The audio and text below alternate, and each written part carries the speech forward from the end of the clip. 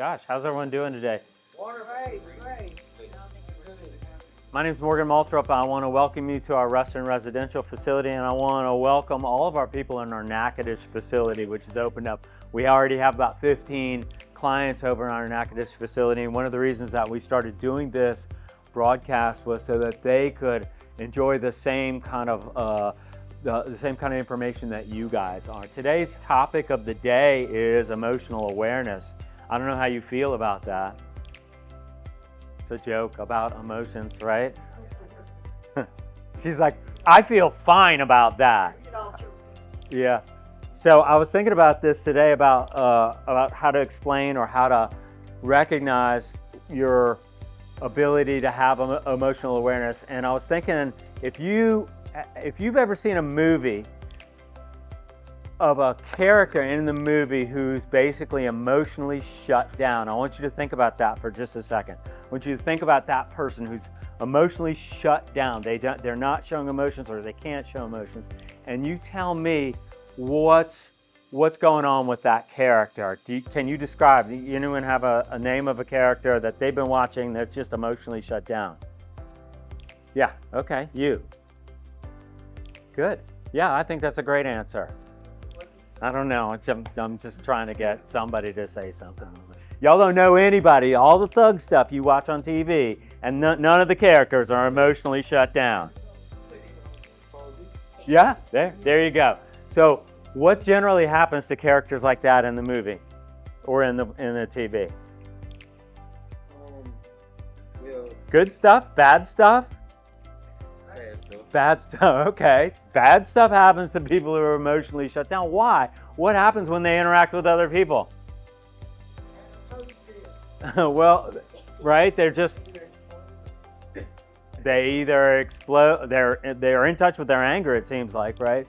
So I'm just curious to know how many people here were taught to be emotionally shut down, and how you think how's that roll through the world when you do that? I think most of us become emotional. Do you ever wonder why did that character become shut down? Right? My name is Cynthia. Yeah. When I was growing up, if we was mad at this and mad at that, or like my mama used to get confused. Instead of feeling what she was feeling, I used to see her go to the liquor cabinet. Right. So that's what I grew up Yeah. So your message was if you have this kind of feeling, then the best way to deal with it is to do drugs or alcohol to numb out and all of that. All right. So what about a character who's numbed out? Is that the same kind of thing? I mean, not feeling any feelings in that direction. What happens to those characters? How are they with other people? Oh, interesting. Because as a writer, I have to write from a point of view, so I'm interested in what made them that way. But I think you're right also. If I'm shutting it down all the time, there's going to be a day when it comes out, and it's usually going to be a very violent thing. You're like, oh my God, that person never says a word, and then suddenly they're like, whatever. Sometimes it takes a little drink to bring it out, or the drugs. So those are the type of people who are like, don't say anything, they're real nice, whatever, and then they have a drink and they're like a different person, right? Jekyll and Hyde and all of that. So sometimes our emotions come out when we do drugs and alcohol, and maybe sometimes that's the only time for us to be able to do that.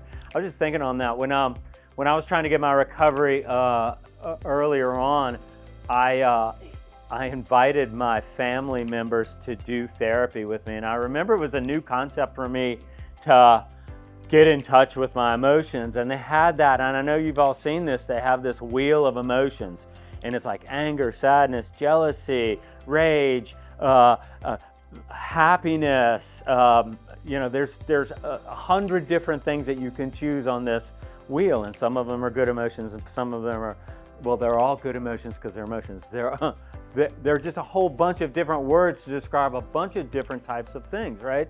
So we get exposed to that type of level of emotional stuff, and I bring my parents in with a therapist, and the therapist says, well, how are you, Mrs. Judy, right? My mother's name is Judy. And she says, I'm fine. And I proceeded to tell her that fine was not an emotion. And I was like, here's an emotions wheel. Why don't you choose which emotion you're feeling right now? And that did not go over so well. My mother is a Southern lady, and Southern ladies of her era have a code word, and that's fine. And that means I'm not real happy to be here generally. So, and that kind of phraseology isn't necessarily on an emotions chart. Today we're going to talk to some people about emotional regulation and emotional awareness. But before I want to do that, and I know we'll be covering some of this next week in Natchitoches when I'm there. But first, I wanted to bring Jennifer over in here to come talk to us for a second. I mean, she doesn't know what's gonna. Jennifer, if y'all don't know Jennifer, come on. I'm turning it on for you. Hold on. Is that working? Is it working? Oh. No, he doesn't. It's not working on me either? What am I holding it for? Yeah. Okay. Well, luckily I talk really loud, so there's that. Yeah, Jennifer talks really loud, and she's from our IOP office in Shreveport. Where she, by the way, she just came back from a conference, which is why she's our special guest today, and she was voted Counselor of the Year. How about that? Good. So those of you who are going to Shreveport, you actually won't get her at all because she was promoted because of that, and now she's not a counselor anymore, which is what happens in that situation. No. Yeah. You're in our marketing department, but how did it feel to be chosen like that? What was your thought? Well, it's still surreal because I never thought. Is that an emotion? It is an emotion. It is definitely an emotion. I was in shock. I was whenever they, because honestly, I was scrolling my phone when they were reading like the good qualities about this person, right? And so I wasn't really paying attention. And then I hear my name, and I'm like, am I hearing what they just said? Yeah, yeah. And and then I cried. So two emotions. One of them was surreal, like this isn't happening, and the other was like I'm so sad because I'm Counselor of the Year. It was not sad. Oh, it was joyous. Not sad. It was joyous crying. There is a difference. Okay, between good. sad I want to and know. Joyous. So if you were sad, would it be okay? It would be okay. Okay, it good. would be okay. It would. Spoken like a true counselor.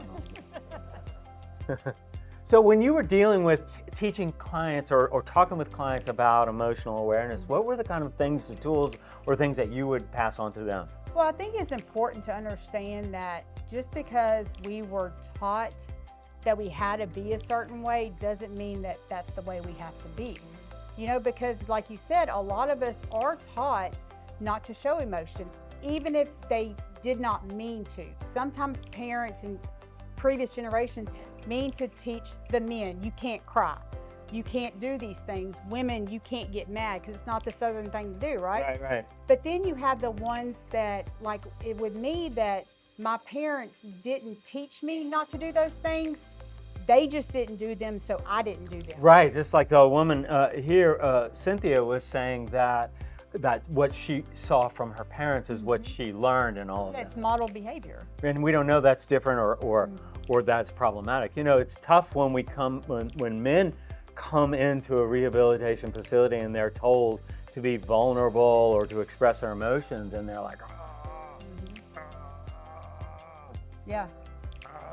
And then when they cry, they shut down and they stop working on themselves because now that's something that I don't like that. Yeah, I don't like that. And it's the well, old they can saying. cry at football. That's a thing, right? Yeah. That's our culture. You can cry, but only at football if you're a man. Yeah, it's like the old saying, real men wear pink. Well, real men cry. Yeah. You know? Well, especially real recovering men, I think. I don't know how you get through.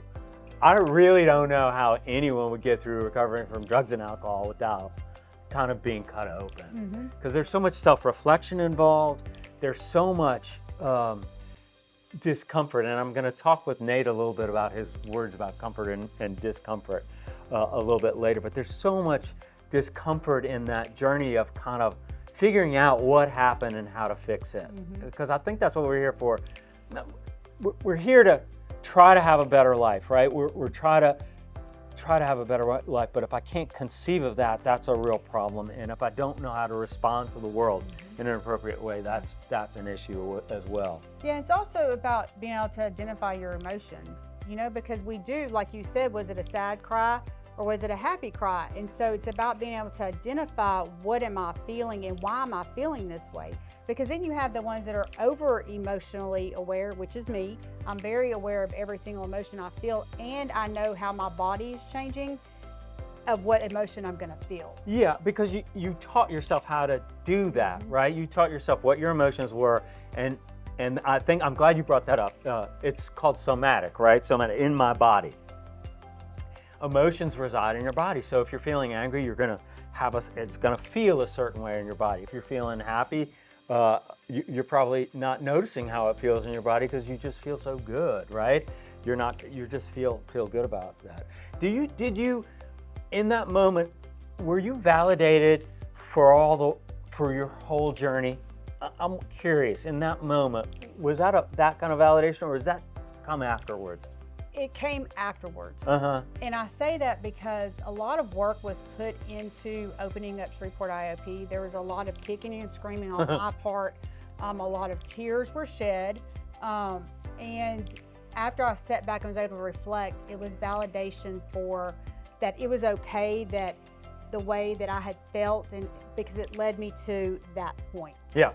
You know, and so in that moment, I was like, wow, all my hard work, all Lane's hard work that was with me at IOP had paid off. Yeah, because I remember going over there and it was just you two. Mm-hmm. But I also felt like when I went into that facility, I felt there were the ingredients that we have to have when we're doing what we do. And that is, there was love, right? And then, there was that empathy with the clients, and also that wonderful feeling that you have when it's working. Even though you all were, it was a pain, it was also very clear that a lot of those people were getting the help that they needed and all of that. Yeah, and it also taught me in all that, you know, we're all about, you know, harm reduction and meeting a client where they're at. And that was like, here you go, we're throwing you into it, and now you're gonna have to really learn what that truly means, because we can all sit back and say we're about harm reduction and I'm about meeting you where you're at, and I learned what true wins were. And that it's all just, it's just, a true win doesn't get you all the way from point A to point Right. B. A true win gets you through today. Mm-hmm. Yeah. You know, Yeah. I don't know. When you were driving to work, were you thinking about your clients, about them, or I'm talking about when you were a counselor? Were there issues on your mind as you were driving to work? Honestly, Yeah. no. Good. No. Well, I mean, in some senses, right? Right, because I mean, here's the deal, like I can't take client stuff home with me. I just can't, because I can't fix it at home. I have to learn, it taught me to learn boundaries and what I can and can't do. And it doesn't mean that I don't care, because I truly care about every single client, but I also care about me. Yeah. So you're able to do that. Mm-hmm. And how often do you check in with yourself emotionally? Oh, a couple times a day. Yeah. And what does that look like for you? What's that process like? So I do it mainly whenever I'm on a drive, and I can meditate and see where I'm at, right? Mm-hmm. It's not having the music on, it's not any of that stuff, because I've learned to sit with myself and learn to feel the different things. You know, it's like whenever I was standing over there, I felt my heart racing, I felt the anxiety, I felt the nervousness and all the things, but I was able to identify it and be like, you know what, Jennifer, you're with your people. It's gonna be fine. Like, I could check myself. Yeah. And that's about what it is. It's getting your emotions in check. Also, like, why am I feeling this way? Am I overreacting to it? Is this truly how I feel in this moment, or am I allowing an outside factor to make me feel this way? Yeah. And so now you've recognized an emotion. Do you correct for it? Do you acknowledge it? How do you manage that? Well, I have to acknowledge it first and foremost. And then if I'm So I am human. Yeah. I am human at the end of the day. Just because I found recovery and I'm doing counseling, I'm doing these things, doesn't mean that I'm not human. I'm still human at the end of the day. So sometimes, even though I know what the emotion is, I choose not to correct it, because if I want to be angry, I want to be angry. Yeah. But I had to learn also that there's ways for me to be angry, and me being angry does not mean that I am allowed to lash out at you because I'm angry. Right. So sometimes I look at it like, how much energy am I going to put into this emotion, right? I can take it all the way to the end of the road, or I can be like, okay, well, what other things am I feeling? And I also think it's really important to explore where it came from. If I don't know where it came from, then I'm just feeling it, and I feel helpless with it maybe sometimes. But that's where the self-reflection comes in. If I can figure out, oh, I'm angry, then I can figure out whether I'm angry for a good reason or for a reason that perhaps is a bullshit reason, right? And I think it's also important to note that nobody can make you feel any type of way. We allow them to make us feel that way. You don't have the power to make me angry. You don't have the power to make me sad. You don't have that power. I'm giving you that power. So because we're so stuck in, well, it's their fault, they did this to me. No, we allowed them to make us feel that way. Yeah. There's a saying for that, and I thought maybe we pass it on. We call it putting on the coat, and it really helped me out with my recovery. Is if somebody says someone else is having a bad day, and they come up to me and they're like, Morgan, your book is shit, or whatever, or whatever it is, right?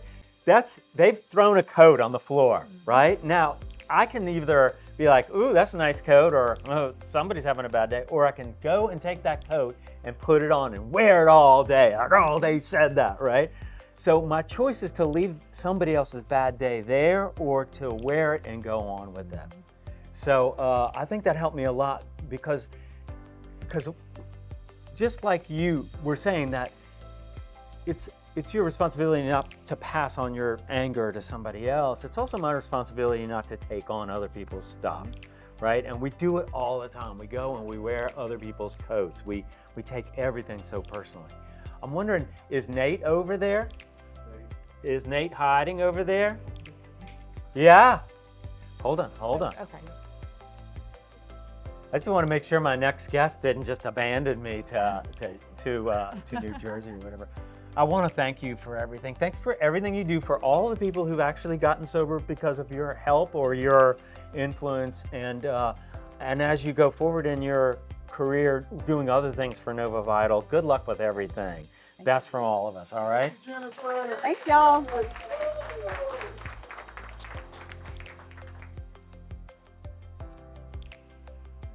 My next guest is Nate. I don't know if y'all may or may not know or have seen this dude before.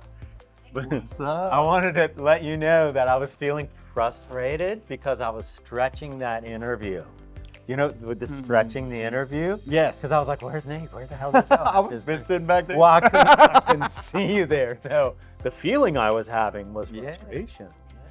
So I'm all right with it now. I'm breathing through it. Breathe. Feel it right Stop. here. Feel it here. Feeling it here. So, I always love it when you come on the show. The show. Yeah. That's it. So, That's because you do have a sense of humor. I mean, It's rather dry at times. yeah. So, I came to your office and I said, what do you this is Emotional Awareness Today. What is it that you use with your clients to help them understand emotional regulation and emotions? And you said, Yes. So those that are in the room that were in my group this morning, which I got a couple, we were talking about how DBT, which is it's called dialectical behavioral therapy. It was invented for the treatment of borderline personality disorder. However, I think DBT skills should be taught in schools. Yeah. These are critical skills that we all can stand to know. And one of them, of course, is mindfulness. The other one is emotion regulation. There's 4 modules to it, but DBT argues, and I think very, very well, that there's no such thing as a positive or a negative emotion. That does not exist. What exists are effective or ineffective emotions, right? So is this emotion effective for me in this moment? Does it assist me or does it not? Now, I love the way that we term it in our curriculum. It's comfortable versus uncomfortable, because there's no such thing as positive or negative, right? It's not a negative thing to be sad, for instance, right? Sometimes being sad is an important part of life. You know, pain is an important part of life.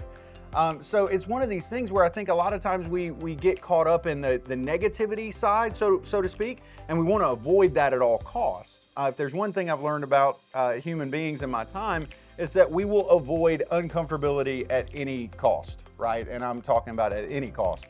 So we found our magic button was drugs and alcohol, and that's what assisted me in getting through that uncomfortability. But the uncomfortable versus comfortable is really where the feelings wheel is split in our curriculum, and I love that.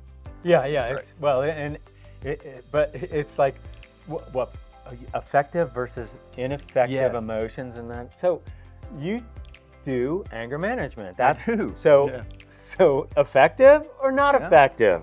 There are times where anger this is something I explain in anger management. The goal of anger management is not to never be angry again. That's a silly goal because it's impossible. We're all human beings, and anger is a normal human emotion.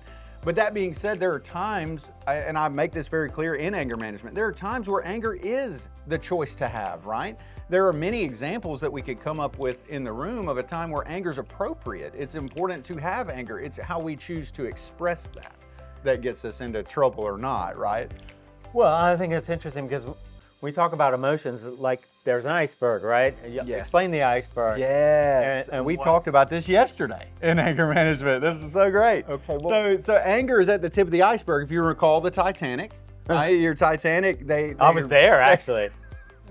he probably Yeah. was. But as they were sailing, right, the Titanic sees the tip of the iceberg and thinks, this is a piece of ice, no big deal, right? Well, they say it's somewhere between 90 and 95% of an iceberg is underneath the surface of the water. So you see this little tiny tip sticking out of the water, and that's fine, but it has this massive chunk of ice that's underneath the water. And so as the Titanic's sailing, just naturally it comes into contact with this, and it tore right through the hull of that ship, and we all know the story, right? Well, anger is a comfortable emotion, so to speak. And what I mean by that is it's not necessarily comfortable to feel, right? It's not like we like it, although some do. It's not that you like anger, it's that it's normal enough, right? It feels like comfortable for me to feel anger. It's not as comfortable if I'm feeling something like loneliness or grief, something like that. That's much more complicated, and I don't want to feel loneliness. So I can filter that. Shame even. Like, Shame, yeah. guilt. I can filter that through anger, which is then going to be at the top of the iceberg, right? And that's what people see is the anger. But really what's underneath it is the hurt, the shame, the guilt, right? The frustration, feeling overwhelmed, Yeah. loneliness, you name it. Yeah, and you know, I was thinking about that movie analogy at the very Right. beginning when we were like, what is the character who's shut down emotionally act like? And quite often, anger is what you'll get. That's the That's one right. trick pony on That's that, right. right? And so they're always flashing out, and everyone has to react to that. Like, ooh, I have to walk on eggshells around this person because we don't know. You don't know how it's going to go. Right, where it's Yeah. gonna go. Well, anything else that you would leave our audience with? By the way, I think it's really cool that we can be with an audience of people in a residential or Yeah, rehabilitation I think it's facility, awesome. right? And then also to have that be something that we can work with at another corollary facility at Yes. the same time. Yes. But also to allow this kind of stuff to percolate out into the wider Yes. community. Because I think as much as we can educate you guys about addiction, if we don't help educate the wider community about the same issues, they're going to be taught back in time, and you guys are going to be like, hey, nobody understands us, which is kind of the way you are anyway, right? But very few people do truly understand what addiction is. There's no one answer to what it is. Spot on. I think being real honest about the fact that we're doing the best we can, but there's a whole lot more that we can learn about it is 100%. the best we can do. I think emotional awareness is critical for recovery. And I used the analogy this morning in my group of Muhammad Ali. And one of my group members reminded me it was Sonny Liston that he was standing over with the iconic photo, right? Well, during that time, right, that was Muhammad Ali's heyday. He was the king of boxing. Well, if you can imagine how that fight would have gone if Muhammad Ali was blindfolded, but Sonny Liston wasn't, right? It wouldn't have gone that way. You wouldn't have seen that iconic photo. It never would have happened that way, right? Because no matter how good Ali was, which he was amazing, he wasn't good enough to fight blindfolded, right? And so for us, a lot of times we're in recovery and we don't know spit from shine about any type of emotion. The only three we know are happy, sad, mad. Well, life is way more than that. And so if I'm encountering emotions in my early recovery that I haven't felt in a long time because I've used my magic button to numb, right? Like loneliness, fear, pain, of emotional pain, that kind of stuff. I've been working really hard in my addiction to avoid those things. And so if I don't know how to label them properly, if I don't know how to actually confront those things and have healthy coping skills for them, I'm going right back to my magic button, right? Yeah. That's all I know. Yeah. So this is critical for recovery, is learning these emotions and how to appropriately identify them. Yeah, and then we'll deal with how to cope with them and all That's that. right. And that's one of the reasons why we have to be, from our standpoint, be real patient with you guys, because we understand that that's just new territory for you. Greatest journey you've never taken is the one to discover yourself, and part of that is understanding why you feel the way that you do, and then understanding that you don't have to feel that way necessarily always. Right. Like it's just an emotion. That's right. It's just an emotion. You got Aerosmith. Yeah, I had to do that. Bye, Nate. Bye. All right.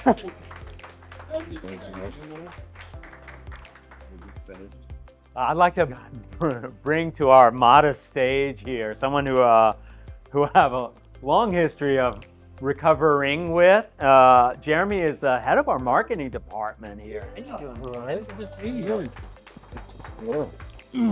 It's funny because I've seen you all the way through this process. Well, not all. I didn't see like all the 10 years that came before the train wreck. I saw the last end of the train wreck, right? Yeah. Or whatever. But you were, there was a portion of you that was really wanting to and really smart about it and really ready to, and it was strong enough to bring you over the hump at the point when I was getting to know you. Yeah. And that was really fun to see. That was a fun thing to see.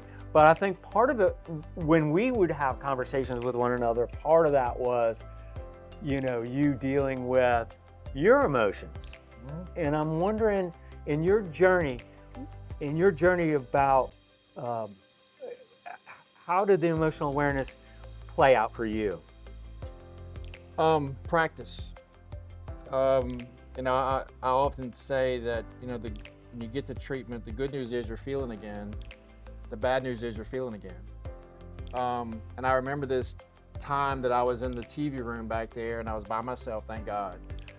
And a Snuggle commercial came on, Yeah, the bear. the bear, yeah. And I just started crying. Don't know why. Had no idea what I was feeling. It was foreign because I haven't felt in so long.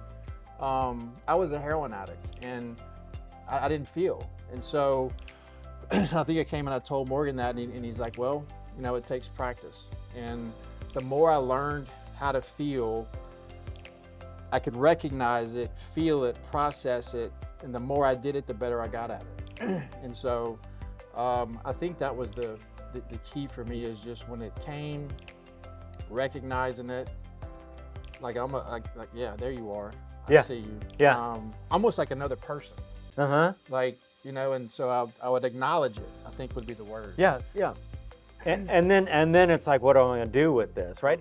And I think the thing that we worked on was you really trying to figure out where it came from. Where is all this coming from? And we did a lot of work on your earlier life kind of stuff and all that. And you were like, Yeah. oh, I don't have to do with that. Yeah. Which is kind of funny, but I think we all do that. We don't want to deal with some of the hurts and pains that occurred way on early with us. It's so hard to do, man. Well, I think initially, like, I blocked it out. Yeah, you weren't feeling it. I didn't know what you were talking about. So Morgan was working with me, and we were doing my fifth step, and we were walking through that park, and he said, "What?" Restoration Park, which is Restoration funny Park. Yeah. because it's a metaphor. You were Right. being restored. Right. And he said, "So what about these traumas?" I said, "What? I don't have traumas." And he said, "Well, what about this, and this?" And I was, "Oh, that's a trauma." My perception, I was never abused. I was never sexually abused. I was never beaten. I was never, but nonetheless, there's still traumas, and they affected the way that I moved. Yeah, And it's all the world. yeah, and so like mine was, I had abandonment issues, and Trust and trust issues. Yeah, all these things and so then we started really digging into that. But and that's why this is so important. Having a sponsor, having a counselor, having people that you can go to help bring that out, because I would have never seen that on my own. Yeah, I mean, Ever. I mean, it's funny that you mentioned sponsor and all that, because I think they're not really trained therapeutically to do that. But that doesn't mean that you can't search out a sponsor who does have that Right. level of sensitivity. And if they're like, no, there's no trauma, maybe that's not the right kind of guy for you, or No. woman. Yeah, so I'm going to tell y'all, so Morgan worked with me and sponsored me. Morgan was also in the middle of his, in school, so I was like his guinea pig. Yeah, with totally you're my guinea. And so, but it was really cool because I got this whole nother perspective and this whole other kind of development on my self-discovery journey, and it was really a beautiful thing. I'm very appreciative. I'm so appreciative of you, because you got me off of sponsoring. I'll tell you that much. It's because I love you so much. I was like, I can't. I'm done now. Yeah, Man, I was done. Yeah. But I sent Jeremy a list of questions today. I'm like, here. And I didn't even look at the questions. I was just like, I was like, all right, here are the questions for emotional awareness. And you were like, oh no, those are really hard questions. Yeah. Which was the hardest one for you what was the hard? Why was it so hard for you? What question stumped you, and why was it hard for you? I think it was, what is the hardest part today about dealing with a feeling that comes up? Yeah. And so I had my girlfriend go over these with me on my drive here, and she said that when I didn't know what to say, and she's like, well, let's skip it, I'll come back to it. And so she went through a few other ones, and then she came back to it, and I said, I think it's like, I don't know how to articulate feelings still. I'm still working on that. And so when a feeling comes up, like, how do I express it? How do I say it? And Is it okay to say it? I think is what goes through your mind. Because a lot of us men in this culture will go directly to an anger situation rather than, because we can take things very quickly, very personally when the world's coming at us all the time anyway. So, and I've noticed this in you learn to pause, right? Completely. You've learned to do that. And then you do question, where is this coming from, and is it valid? And then you ask a bunch of different people about it. Yeah. I still can't trust this a lot of times, and I think one of the things that I told Jenny was, like, I just shut up. I just keep my mouth shut because when it comes, because I'm very reactive. My mouth gets me in trouble. I'm a lot better at it. A lot better at it, yeah. Jeremy. Yeah, and so I just learned just to be quiet and think about it. What just happened? What's going on? What is that feeling? Where did it come from? All these things roll through my head, and by the time that all these questions go through my head, it's not as bad as it was going to be. Well, I mean, no one ever taught you to be self-reflective about the stuff that was happening to you in the world. And then now you're learning how to do that. It just gets better after that. It just gets better and better than that. It does. It's that I've got to pause, and where is this coming from? And like, where is this coming from? And then, what's a good way to deal with this? Do I put more energy into this, or do I kind of put it aside and just say, okay, we'll sit over here. Let me focus on something else for a while and see what's coming up.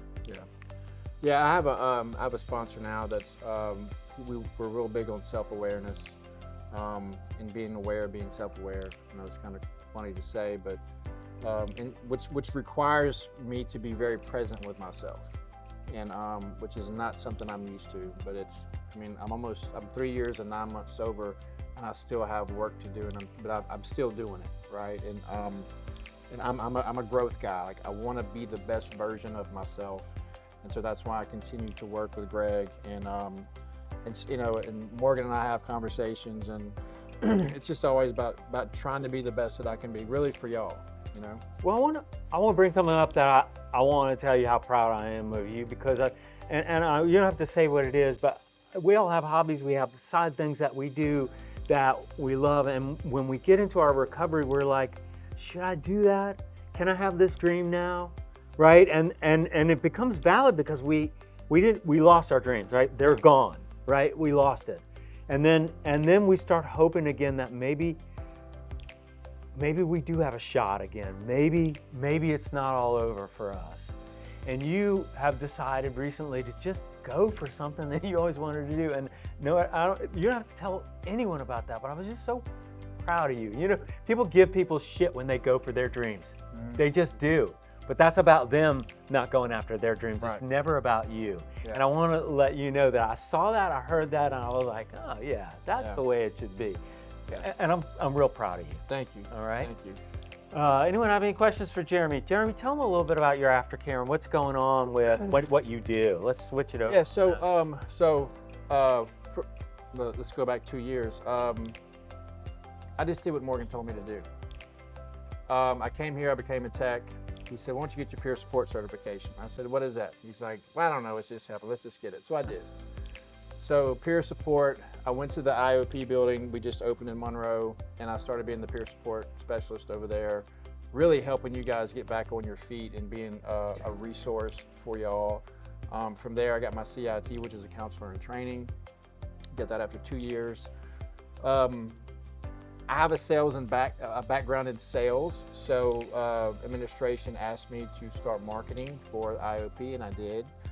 And then started marketing for the inpatient. Now we have this awesome marketing team, and so that's kind of what I'm doing now. But I'm also the aftercare counselor in Monroe. And I tell those guys all the time, like Tuesday night, I had this big relief because I know I'm going to go and see them. And it fills my cup. The beautiful thing about aftercare is most of them have between 6 months and a year. So I get to be with them on their successes and their new journey. And they have created a tribe. They're super tight, helping people get back into school, barber school, helping one guy start his culinary, Andre. Oh yeah. Yeah, wants to be a chef. So it's about leveling up in life. I tell them, I said, look, it's not our purpose in life to be sober, right? We're supposed to be sober. So let's find out what you're supposed to do on this earth. Yeah, that's interesting. It's not your purpose in life to be sober. It's the drugs and alcohol are just getting in your way. Right. For whatever it is that you're supposed to actually be doing. It's Yeah. like I always say, trying to get back on the path I'm wanting. Jeremy, you're going to be with these guys during the next hour, but I wanted to thank you for coming on. Thank you for everything you do for us and for you. Thanks for everything you do. So I want to tell y'all something real quick. So when I started this marketing thing, again, my mouth just kind of goes out, right? We are different. You know, if anybody likes LSU football, Lane Kiffin, this place is just different. This place is just different. So I'm telling these people about our workbook and about our YouTube channel, and she just said, well, how do y'all do all this? And before it just came out of my mouth, I said, well, I have a Morgan, and she's like, you have a who? And I was like, oh, we have this guy Morgan Malthrop, who's our curriculum coordinator, who's created all this stuff along with his staff, and I want y'all to know that I know all the facilities pretty much in the state, and nobody does what we do here. Okay, it is easy for me to do my job when I go and see other facilities because nobody touches what we do here. So I want you guys to understand that and to take full advantage of that. Okay. You know, because we have a culture of yes here, not a culture of no, and that really comes from the top. And I guess it's been hard lately because we've been opening up Natchitoches. We've been all real busy. Yeah. But the love just stays with it. And if we can just continue that on, we got something that's really worth it. It is. So, It is. It's a beautiful thing. Thank you, man. Yeah, Talk to you take later. care. Take care. And that brings us to the close of our Emotional Awareness podcast. We'll see you guys in Natchitoches next week, and here in Ruston. Men will be seeing me in the next hour with Trauma Workshop, if that's on your agenda. And the rest of y'all will be here for Family Dynamics. Thanks, guys.